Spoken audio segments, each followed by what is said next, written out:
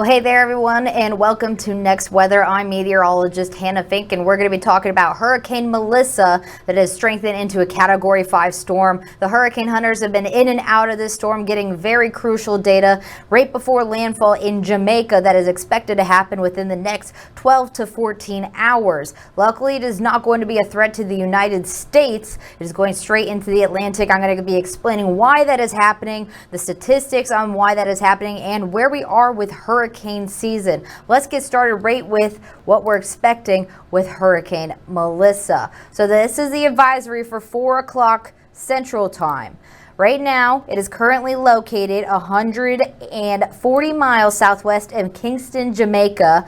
Its maximum sustained winds of 175 miles per hour. Its minimum central pressure is 906 millibars, and it is moving extremely slow. Originally, it was moving towards the west. Now we have a shift from the west-northwest, around 3 miles per hour, and then it is expected to have a slow turn towards the northeast, then north-northeast over the next day or so. Hurricane force winds extend outward about 30 miles from the center. Tropical storm force winds out to 195 miles.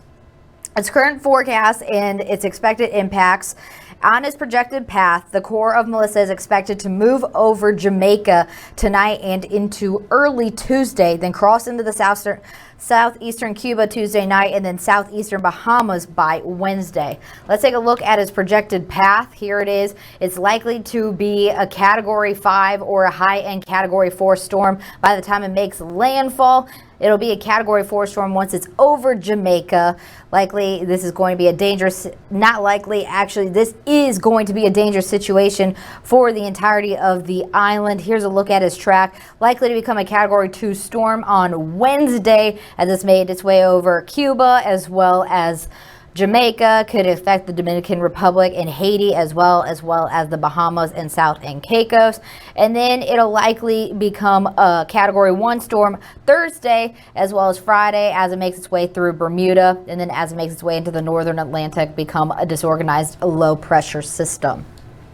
Overall, we're expecting major rain and flooding with this. The landslide risk is also extremely high. Let's break it down by location. Jamaica is expecting 15 to 30 inches of rain with local maximum up to 40 inches possible. The southern Hispaniola, 8 to 16 inches expected. Again, local maxima is higher than the actual expected inches of rainfall. Storm surge on Jamaica's south coast. Peak surges of 9 to 13 feet above ground level are possible near and east of expected landfall point. Winds are going to be catastrophic hurricane force winds expected in Jamaica beginning tonight into Tuesday. Structural failure is likely in vulnerable terrains and structures, with in this case is likely every location in its path. Surf and rip currents, large swells will spread across Hispaniola, Jamaica, eastern Cuba, and later into the Bahamas. They expect dangerous surf and rip current conditions.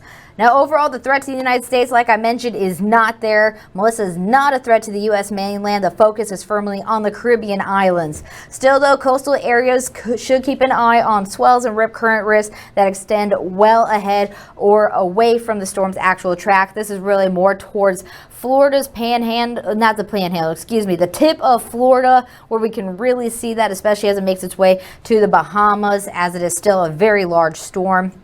One thing I did want to mention is a historical context. The last major hurricane that had impacted Jamaica was Hurricane Beryl in July of last year. It was a Category 4 hurricane with winds of 140 miles per hour. It made landfall on July 3rd of last year, 2024. At least 2 to 4 deaths were confirmed, 2 during the storm, 4 after from later impacts. Power outages involved 40% of the country, affected 160,000 people, including 37,000 children. The damages done were widespread in southern and western parishes, severe losses to crops, homes, as well as roads. Storm surge and flooding was very catastrophic. We had severe coastal flooding in Kingston and southern parishes, landslides in hilly areas. One thing about Jamaica as well as these other countries, they are very mountainous. Mountains actually do not benefit us at all when it comes to hurricanes.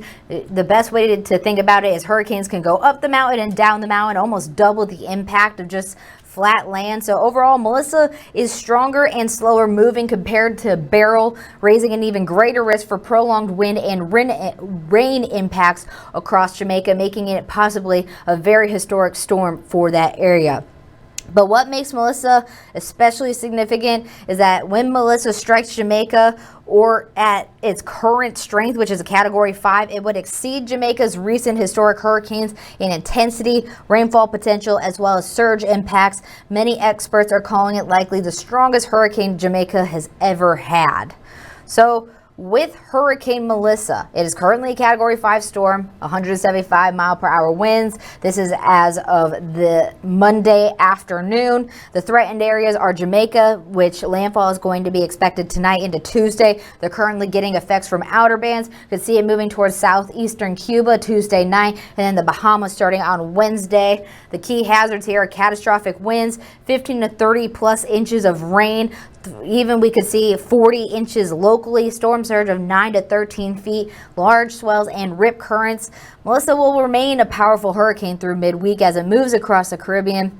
Like I mentioned, it is not a threat to the United States, but devastating for the Caribbean, especially Jamaica, Southeast Cuba, and the Bahamas. Our thoughts and prayers are with everyone involved and in the path of the storm, including Jamaica and the rest of the Caribbean islands as they brace for this catastrophic storm.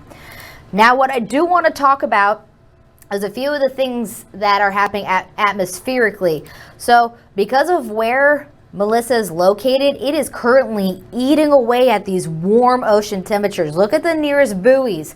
They are at 85 degrees. I'm going to point out to where Hurricane Melissa currently is. It's currently right here, and look how warm these temperatures are. 85 degrees at both the closest buoys, and then the ones just north of the island, 82 as it makes its way out there. So it's still feeding on very warm ocean temperatures, which is likely why we saw the impacts that we did, the strengthening that we did. And a lot of people are wondering why it is not heading to the United States. Well, we just had this severe weather move through our area that actually came through with a trough. Now, that trough has moved through our area, but right behind it, I'll show you that trough. Here's a look at that trough as it moved through our area. Here it is. It's dipping right here. That's a trough. That's actually going to get dominated by this ridge of high pressure right behind it. So this is actually giving it its northeast shift as it makes its way to the Jamaican island. So that's why we are seeing this push this way, because that ridge is giving that effect there. So it is not going to affect the United States. It is not even going in the threshold or idea that it will do that, and that is why a ridge of high pressure as well as those fronts moving through are protecting us from it heading into the Gulf Coast waters. Here we are for our hurricane season. We are getting pretty close to the end. We are in the end of October right now, and that is when we start to see a decrease in activity. And take a look at this. This is our extended tropical outlook from the Climate Prediction Center, not the National Hurricane Center. The Climate Prediction Center takes data from previous years and kind of combines it just to see what we can expect in the next 2 to 3 weeks. So this is 2 weeks from this right now, October 29th through November 4th. We don't see anything being projected in the Atlantic or in the Gulf. And here is week 3. Nothing expected there either. We're getting pretty close to the end of hurricane season. I would not be surprised if Melissa is our last named storm, as we have a month left until we are done with our hurricane season. Could see some things spin up, but for the most part, in the next 2 to 3 weeks, we're not seeing much out there. We're now approaching our severe weather season where we have that deep tropical moisture helping out fronts in our area, and luckily fronts protect us from hurricanes. So overall, not really much going on in the next 2 to 3 weeks. We have to deal with Melissa right now. Like I mentioned, not a threat to the United States. It is going to be impacting Jamaica within the next 12 to 14 hours, and then Cuba, as well as Haiti, the Dominican Republic, as well as Bahamas and South and Caicos. Like I mentioned, our hearts and prayers are with them. Right now, they are, especially in Jamaica, they are told to shelter in place and not leave their safe place. We're seeing possible what we saw with warnings from Hurricane Katrina, where they could lose power and signal and communication for weeks to come. It is not looking like a good situation. Here at the Storm Tracker Center, we'll continue to update you on Melissa, as well as its track and when it makes landfall. Most likely, meteorologist Matt Barentine will have an update in the morning when it does make landfall. Thank you so much for joining me for Next Weather. We'll see you tomorrow.